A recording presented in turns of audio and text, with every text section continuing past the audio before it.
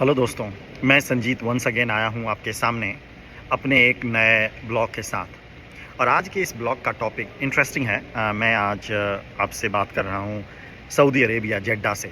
और जिस समय मैं हूँ, लास्ट 7-8-10 दिनों से हम लोगों ने आरजी कल के बारे में, आरजी कल कोलकाता में जो ये एपिसोड हुआ उसको लेकर के बहुत सारा मीडिया कवरेज, बहुत सारे एक्सपर्ट्स का ओपिनियन सुन लिया। आज मैं आपसे ये चर्चा इसलिए कर रहा हूँ क्योंकि मैं पर्सनली इससे इफेक्टेड हूँ। पर्सनली इन द सेंस, ये आरजी कल हॉस्पिटल कलकत्ता में मेरा जहाँ घर है उससे हार्डली ये 1.5 किलोमीटर के डिस्टेंस पे है।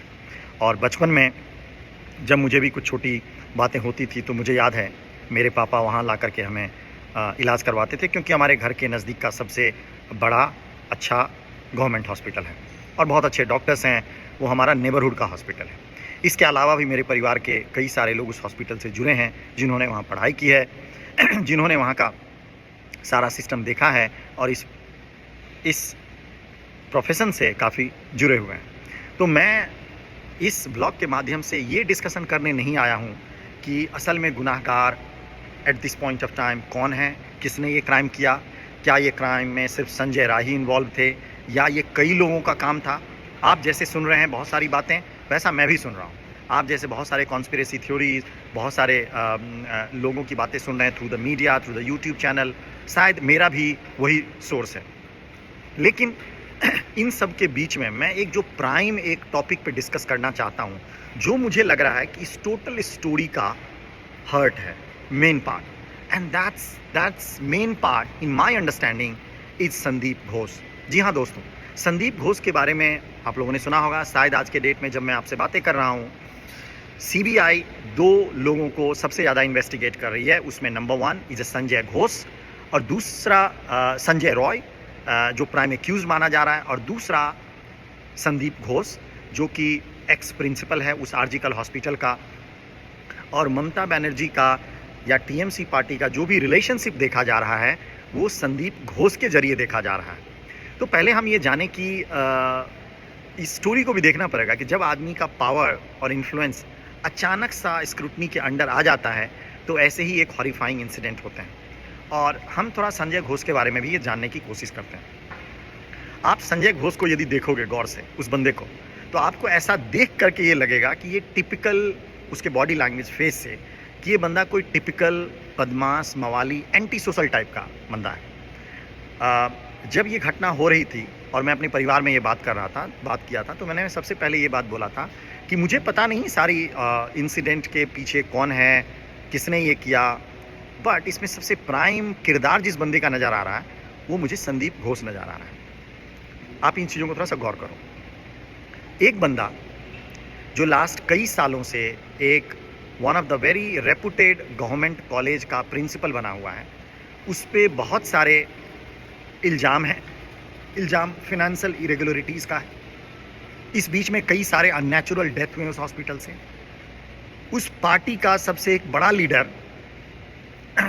जो टीएमसी पार्टी का एक बड़ा लीडर, जो राज्यसभा का एमपी भी है, उस यूनिवर्सिटी, उस कॉलेज से वो पढ़ा हुआ एक डॉक्टर भी है। जी हाँ दोस्तों, मैं शांतनु सेन की बात कर रहा हूँ। उसकी स्टोरी मैं सुन रहा था। वो बता रहा था जब उसकी बेटी लास्ट सरस्वती पूजा, क्योंकि वो भी कई सारे टीएमसी लीडर के फैमिली के लोग वहाँ पढ़ते हैं, क्योंकि बहुत सारा जो कोटा के थ्रू एडमिशन होता है वो उस कॉलेज में होता है, जो गवर्नमेंट के मिनिस्टर्स के या पॉलिटिकल लीडर्स के जो कोटा है। शांतनु सेन की भी लड़की वहाँ पढ़ रही थी और शांतनु सेन ने अपनी स्टोरी बयां की कि मेरी बेटी रो रही थी उस दिन। She was also doing MBBS and रो रही थी। उसे बोला गया कि तुम इस बीच में नहीं पढ़ो, इसमें बड़ा नेक्सस काम कर रहा है। और वो नेक्सस किस चीज़ का है? ड्रग्स का। वो नेक्सस किस चीज़ का है कि आपको पैसे लेकर के पास कराओ, या वहाँ पे इलिसिट काम में लड़कियों को झोंका जाता था, लोगों को झोंका जाता था। इतना कुछ जानने के बावजूद भी यदि शांतनु सेन को ये पता था, तो ऐसी तो बात नहीं है और भी वहाँ पॉलिटिकल लीडर को पता नहीं होगा टीएमसी में, उसके बावजूद उस बंदे को रखा जाता है। मैंने सुना 3 बार उसका ट्रांसफ़र किया गया, और जब ममता बनर्जी बाहर थी तो वो जब ट्रांसफ़र किया जाता था तो वो ताले लगा करके ऑफिस में चला जाता था, और जब तक ममता बनर्जी आती हैं तब तक उसका फिर से उस जगह पे रीट्रांसफ़र करा दिया जाता है। इसका मतलब ये है कि उसके लिए कोई नियम, कानून, लॉ कुछ भी नहीं था। He was above that. और ये सब तभी होता है जब आपको डायरेक्ट सबसे सुप्रीम लीडर का पेट्रोनेज मिला हुआ, और वो पेट्रोनेज ममता बनर्जी का टीएमसी में या वेस्ट बंगाल के एडमिनिस्ट्रेशन में ममता बनर्जी के अलावा और कौन क्या करता? कोई कुछ नहीं करता है। सारे लैंप पोस्ट हैं। सारी डिसीजन वही लेती है, पारा से लेकर के मिनिस्ट्री तक का सारा डिसीजन वही लेती है, किसको क्या लेना है, देना है, किसको क्या करना है। इसका मतलब ममता वॉज इक्वली अवेयर, पहली बात। दूसरी बात, यदि आप उसके बैकग्राउंड को चेक करो तो कई जगह से ये पता लग रहा है कि संदीप घोष के पास प्रॉपर मेडिकल डिग्री भी नहीं थी। अब इसकी भी तहकीकात और जांच होनी चाहिए कि बिना मेडिकल प्रॉपर डिग्री का, ये फार्मेसी का कोर्स किया हुआ, not a normal doctor, then how he has been allowed to becoming the principal and behaving like a doctor. That's the second point. Third point, ये कहाँ होता है कि आप 5 घंटे उसके डेथ के बाद आप फैमिली में ये इन्फॉर्म करते हो कि यार नेचुरल डेथ नहीं था, ये उसने सुसाइड किया है, एंड देन जब ये सारी घटना हो जाती है तब आप रिज़ाइन करके जाते हो। जब काफ़ी प्रेशर आता है तो आप रिज़ाइन करके जाते हो और 4 घंटे के अंदर आपको, रादर देन मैं बोलूँगा रिवॉर्ड पोस्टिंग होती है नेशनल मेडिकल कॉलेज कलकत्ता में, आपको पोस्टिंग दी जाती है as a same principal. Then it was a Mamata's statement that Mamata said कि वो ছেলেটা মন काफ़ी ख़राब আছে, he is not involve and that's the reason we have put him into a different hospital. How the chief minister can speak like that?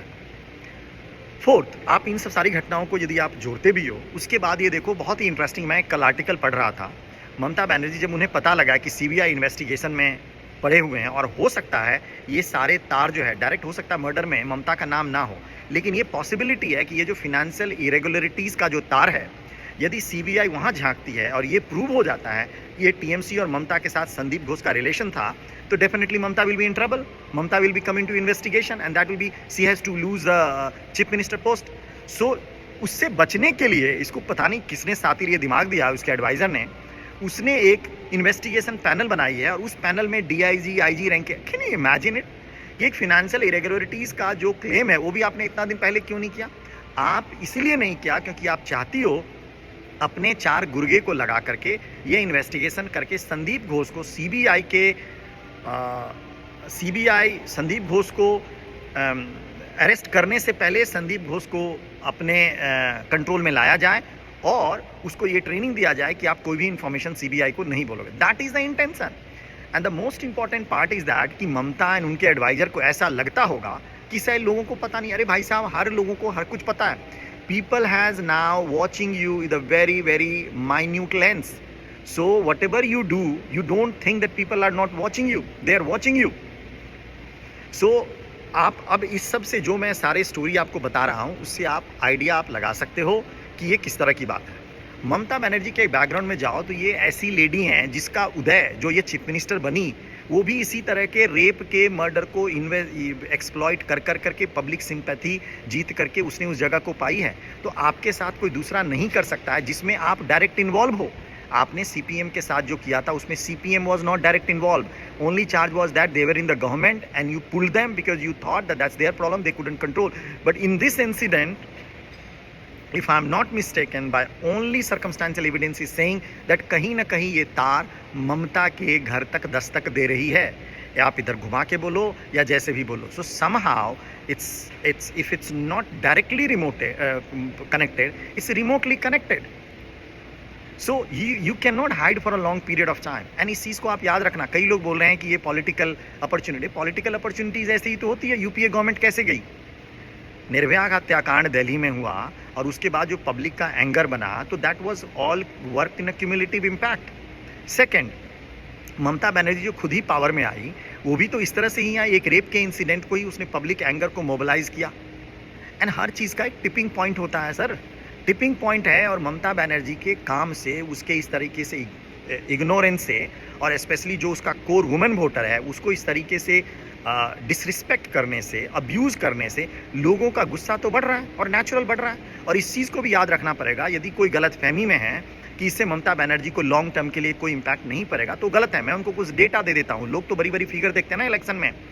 BJP और TMC के बीच vote का जो डिफरेंस था, even in last Lok Sabha election में भी जब बोल रहे थे लोग की स्वीपिंग मेजोरिटी ममता को मिला, Mamata got 2.75 crore votes in West Bengal in Lok Sabha election and BJP got 2.45 crore votes in the last Lok Sabha 2024 election. So 30 lakh vote is the only difference in the whole West Bengal. तो ये कोई बहुत बड़ा वोट का difference नहीं है, it's just a matter of 2.5% vote. This tipping point could turn the tide so drastically that Mamta and TMC could never recover. Recover from this incident. मेरा यही बोलना था। इसके 4-5 मैसेजेस थे। मेरा ऐसा कहना है कि इस इंसिडेंट में ममता बनर्जी और टीएमसी का पार्टी का डायरेक्टली हो इनडायरेक्टली हो इन्वॉल्व है। Mamata and his team and the administration was complicit. Sandeep Ghosh is the criminal and everyone was knowing in the system that he was a criminal, और वो अपना एक किंगडम चला रहा था, और शायद डायरेक्ट इस मर्डर में उसका हाथ ना भी हो तो सारे सर्कमस्टांसेस में he was the main driver. And then fourth and fifth thing कि this is going to be the biggest political threshold for Mamata's political career. इतनी ही बातें थी जो मैं आज आपसे शेयर करना चाहता था। मैं नए एपिसोड के साथ इस मसले पे आपके साथ फिर से आऊँगा किसी नए शहर में दूसरे दिन, बट बहुत जल्दी। Thank you so much for watching. Please आप अपना राय जरूर शेयर करें। If you want me to develop this sort of content then please like, share and subscribe to my channel. Till the time, take care yourself and speak to you soon.